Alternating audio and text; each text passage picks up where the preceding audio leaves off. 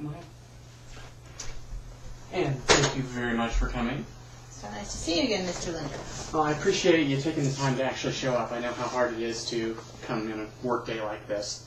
I've gathered together some of the information. I know you've already seen some of these questions from the pre-conference information that I sent you, and this is your copy to keep. Okay. It's something that will allow you to track Sean's progress for the year and something we can review at the end of the year as well. I always like to start a conference out with information from the student, because when we're talking about an educational experience, they're a big part of the educational experience. Okay. So I actually asked Sean a bunch of the questions that I asked you in that pre-conference quiz, and you can see here some of the information that he gave back. First of all, when Sean was asked for his favorite subject, it was very easy for him to tell me science. And when I asked him why, he seemed to think that working with real things, working in the real world, is a lot easier for him to work with. And he actually talked about working with real ingredients. And the subject that he thinks he has the most difficulty with is music.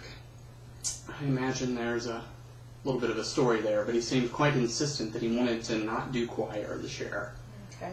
So that might be something you want to review with him. All right. When I asked him about his behavior, he gave me a very hesitant okay. He thinks his behavior is okay, but clearly he believes there might be some issues there he wants to work on. Okay. Yeah. He wasn't wanting to articulate those here, but he does go into it a little bit later. Because when I asked him what he did need to work on, he told me that one of the things he felt he really needed to work with was following instructions and getting the work done. I think that's very clearly something that he needs to work on. Yeah, he's clearly smart enough to pick up the information, and he really runs with the information once he gets it, but he has had a little trouble with picking up the information or getting all of his assignments done on time. When I asked him what he liked best about school, he mentioned that interacting with his friends, the social peer relationship, was something he really enjoyed about school. Okay.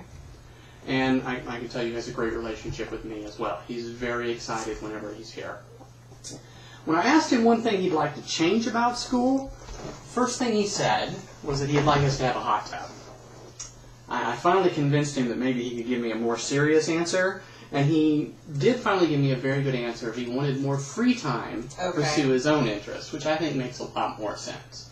Okay. He clearly is very, very good at focusing on certain objects and sometimes has a hard time with others. Along those lines, while you're here, I wanted to go over some of his work so you can get a chance to see that it. would be very nice. First, and this had first with me, is some of his artwork. I don't know if you've seen the online tool the school has. Yes, I have. Yeah. I really wanted to call attention to this because Sean's use of color and design here just absolutely blew me away. I hope he pursues this because this just leaped out at me. No, I agree. I think he's definitely a very creative child. We've always seen that. And I appreciate the new tool the school has implemented so that we can go online and see what else is going on there. Yeah, we've been getting a lot of really good feedback about that.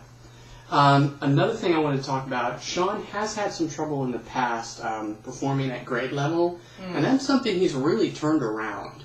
Recently, he has really jumped, both in his reading and his, especially his math skills. I can't stress enough, we've been working really hard in the classroom on word problems. Sean has done a wonderful job absorbing that information and translating it into actual math problems. That's great. I also wanted you to take a look at the writing folder that he has. Okay. And this is something we use throughout the year. It shows writing examples every week. It allows you to track both what's going on at school and his level of change. Okay. And this really, really highlights where Sean's at right now. We see very, very good thought, very original ideas. Still has quite a bit of work to do with the spelling and some of the grammar work as well. Yeah, we definitely know that. So next section on our agenda today, you'll notice that I have some of those questions you brought up to me that you wanted to cover in the conference today. And the first thing that I noticed you mentioned was that your child has a very positive attitude about learning. Not always 100% attentive to some of the rules within the class, but he has a very good positive attitude about school itself. And in my mind, that's a great place for us to start. You also mentioned that his strengths are that he's very, very bright and enjoys learning new things. Mm-hmm. But I noticed you put the quantifier in there. It's the things that he finds interesting. Right. I mean, I think Sean focuses a lot on anything that he's interested in. As you've probably noticed, he's challenged when whatever the subject matter is not something he's interested in, and he has a hard time sort of dedicating himself to that.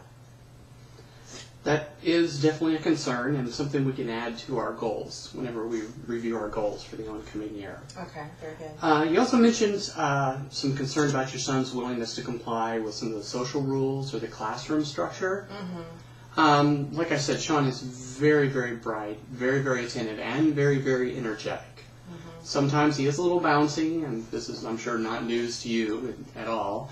I find something of a less traditional classroom structure, allowing him to stand in the back has been a huge improvement for his behavior. But definitely the social rules are something we're going to have to work together as a team this year. Okay.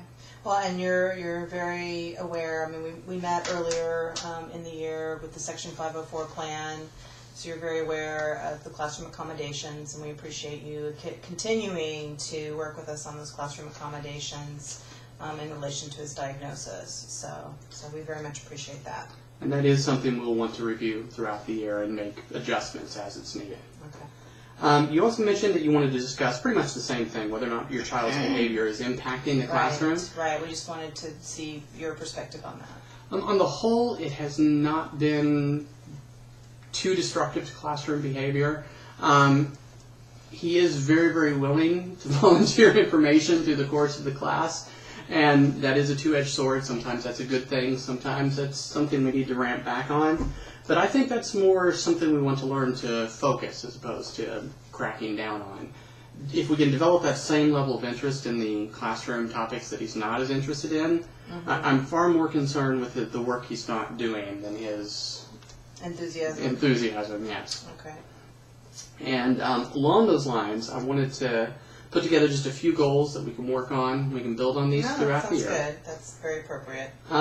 Obviously, we want to continue to work on the basic skills. We're seeing a lot of improvement there, but I'd like to see a little bit more improvement in the grammar and especially the spelling. Mm-hmm. I realize spelling is a real problem to some of the boys his age, and it's something we'll work on. Okay. Given his intuitive nature and the speed that he's picking up everything else, I don't think that's going to be a serious problem. Okay. But it's probably something we want to take a little bit of extra time when we're reviewing his homework this year, making sure that he's getting the spelling exactly right.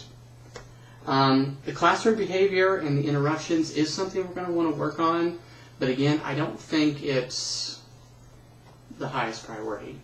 It's very good to target that as opposed to, channel it as opposed to eliminate it. Mm-hmm. So if we can use that energy and steer it towards some of the areas or the courses he's not as interested in, mm-hmm. I think that would be more advantageous. And so you've identified ways in your classroom that you can work on that? Definitely on trying to get the information across to him and getting him more engaged. I think one of the areas that we need to work with at home as well is making sure he applies that enthusiasm to his homework. As you know, some of his homework hasn't been complete or hasn't been handed in on time, and I think that's probably causing him more problems than a lack of attentiveness or too much attention in class. And that really ties us into our last goal there of getting all the homework in on time and complete.